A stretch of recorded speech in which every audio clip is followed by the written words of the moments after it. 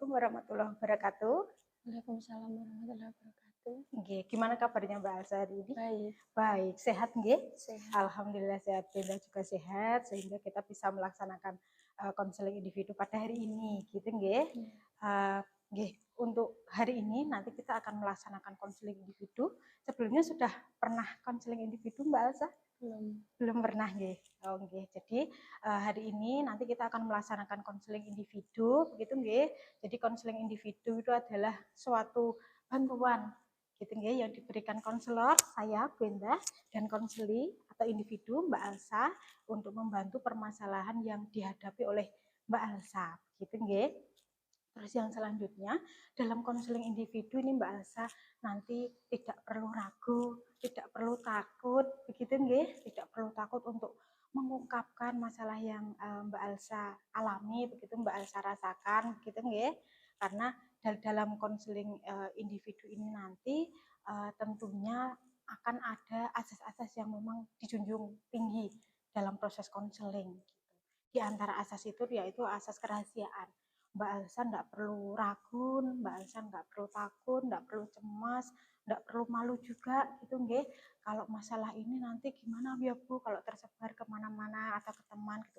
Jangan khawatir karena ini nanti ada asas rahasia yang itu permasalahan yang Mbak Elsa kemukakan nanti, Mbak Elsa ceritakan nanti itu menjadi rahasia untuk saya sebagai konselor dan Mbak Elsa sebagai konseli. Nggih. Terus yang selanjutnya Mbak Elsa, di dalam konseling ini nanti juga ada asas keterbukaan Mbak Elsa. Jadi konseling ini nanti bisa berjalan dengan lancar, Mbak Elsa bisa mendapatkan solusi yang terbaik dari masalah yang Mbak Elsa hadapi, begitu nggih. Itu dengan asas keterbukaan yaitu Mbak Elsa bisa secara terbuka, gitu nggih, secara terbuka, secara sukarela gitu menceritakan masalah yang Mbak Elsa alami gitu ya, yang Mbak Elsa pikirkan yang masih menjadi beban dari diri Mbak Elsa. Gitu nggih. Nanti kita akan melaksanakan konseling dengan permasalahan yang Mbak Elsa alami. Begitu nggih. Terus kemudian hari ini nanti saya gitu nggih sebagai konselor akan berusaha semaksimal mungkin gitu nggih membantu Mbak Elsa gitu dalam proses konseling ini sehingga nanti Mbak Elsa bisa mendapatkan solusi yang terbaik untuk masalahnya Mbak Elsa. Itu bisa dipahami Mbak Elsa? Bisa. Kira-kira sudah siap Mbak Elsa untuk melaksanakan konseling pada hari ini? Sudah siap? Baik. Pertama-tama Mbak Elsa, saya ingin bertanya gitu, terkait dengan permasalahan Mbak Elsa. Permasalahan kira-kira yang dialami, apa yang dirasakan Mbak Elsa ini seperti apa gambarannya? Jadi dulu waktu sekolah dasar mempunyai masalah sama teman. Punya masalah dengan teman, begitu nggih. Lalu Bully. dibully. Ya. Mbak Elsa merasa tahu dibully itu apa kok Mbak Elsa bisa merasakan saya dibully Bu? Karena mereka mungkin agak iri sama saya karena saya dekat dengan wali kelas dan mereka nggak terlalu dekat gitu. Jadi mungkin permasalahannya berawal dari rasa keiri gitu nggih terkait dengan wali kelas mungkin Mbak Elsa waktu di SD gitu nggih karena perlakuannya yang mungkin mereka merasa berbeda begitu nggih. Jumat itu waktu olahraga, jam olahraga selesai senam pagi, aku langsung bersih-bersih. Nah mereka itu ngumpulin sampah, saya kira ngumpulin sampah itu buat kayak dibersihin gitu. Ternyata malah disiramin ke saya. Oh, jadi kejadian waktu itu terjadinya di sekolahan begitu nggih, awal mulanya di sekolahan. Gitu. Terus kejadian itu kayak perlakuannya secara fisik begitu nggih Mbak Salsa nggih. Jadi waktu itu disiram dengan menggunakan sampah gitu nggih. Nah, dari hal itu, dari kejadian itu kira-kira apa yang dirasakan atau apa yang menjadi loh kok saya merasa seperti ini begitu. Perasaan apa Mbak yang muncul waktu itu? Kesel, pengen bales mereka gitu, pengen nanya kesalahan saya apa. Jadi ada perasaan yang pengen Mbak Alsa ungkapkan gitu ya, perasaan penasaran apa sih gitu ya, semacam kayak rasa jengkel gitu nggih. Dan itu berlanjut terus apa tidak? Apakah cuma hari itu aja? Berlanjut Gitu. terus sampai Nggih. kelas 5, kelas 4, Kelas 5 sampai kelas kelas 4 4 sekitar. gitu. Oke. Coba mungkin bisa diceritakan gitu masalahnya apalagi selain mungkin diberikan tadi perlakuan dari sampah, terus apalagi Mbak yang Waktu kelas 4 saya izin ke kamar mandi. ya, Waktu di kamar mandi saya dikunci di dalam dari luar, ya. dikunci pakai kayak pengganjal kayu kecil gitu. Dari rasa itu Mbak, apakah Mbak Alsa itu sudah pernah mencoba gitu melawan perasaan dari trauma itu? Jadi apa yang Mbak lakukan sehari-harinya? Kan waktu itu kan juga terus masih tetap berjalan gitu, masih sekolah. Nah, itu apa? Cuma diem di rumah gitu, renungin siapa tahu saya punya kesalahan sama mereka sampai mereka kayak gitu. Oke, yang Mbak rasakan sampai detik ini, sampai saat ini gitu. Jengkel, kesel. Jengkel, kesal gitu nggih. Terus pengaruhnya apa, Mbak? Bisa diceritakan gitu pengaruhnya di dalam hidupnya Mbak Salsa gitu terkait Pengaruhnya dengan saya lebih menarik diri untuk berteman, takut untuk berteman gitu, oh gitu. Terus apa lagi? Yang lain melukai diri sendiri buat ngilangin rasa rasa itu. jadi ada pernah tadi kan Mbak Elsa bilang kalau melukai diri. Nah, melukai diri itu yang seperti apa Mbak Salsa? Kayak Coba bisa gores diceritakan. tangan dengan benda tajam, Oh, menggores. kayak kaca. Pernah Yang itu dilakukan? pernah. Nah, waktu itu kapan? Sejak kapan itu? Atau mungkin ada permasalahan yang menjadikan Mbak Elsa melakukan hal seperti itu? Akhir kelas Dasarnya, 5, dasarnya apa? karena udah kayak bingung mau cerita ke siapa, udah nggak ada tempat buat cerita gitu. Terus jadi pengen kayak nenangin diri sendiri pakai cara itu. Punya temen cuma diem sambil baca buku cerita yang ada di kelas gitu. Waktu udah ada temen jadi masih bisa kayak main bareng gitu.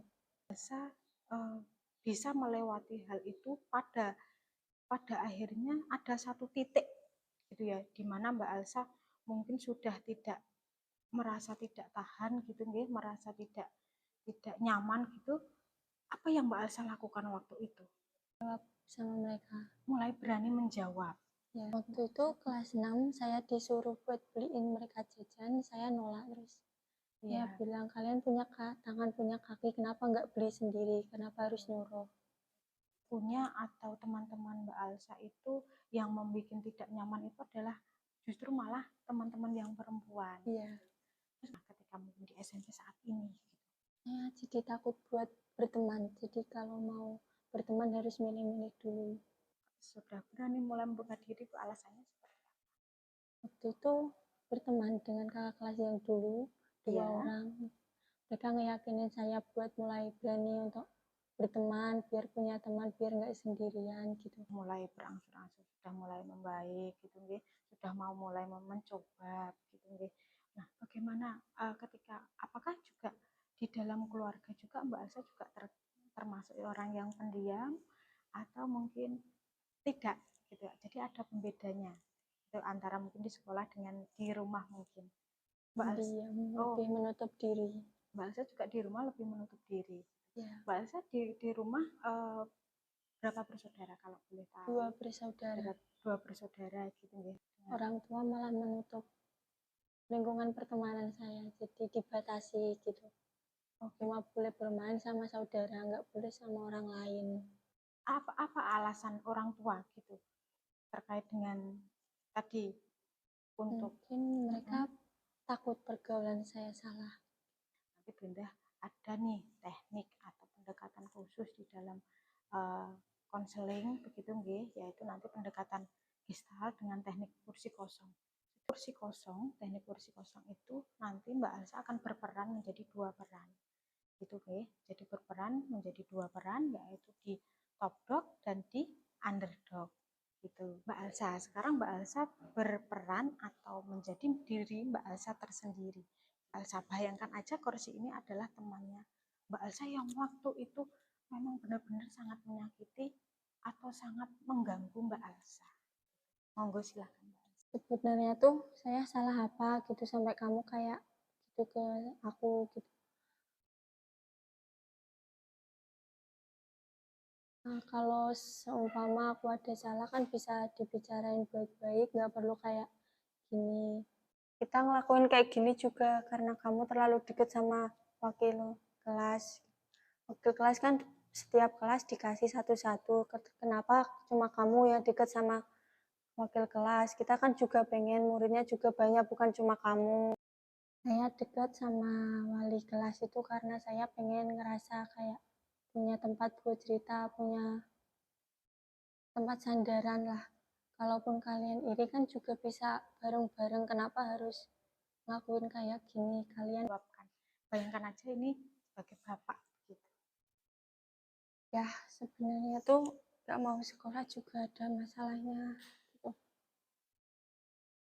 Saya takut kalau harus sekolah karena di sekolah juga dapat bulian dari temen. Saya pengen cerita tapi nggak berani, saya takut respon kalian nggak sesuai sama yang saya pengen. Saya pengennya tuh kalian lebih ngertiin saya, lebih mencoba buat dekat sama saya, bukannya malah ngejauh.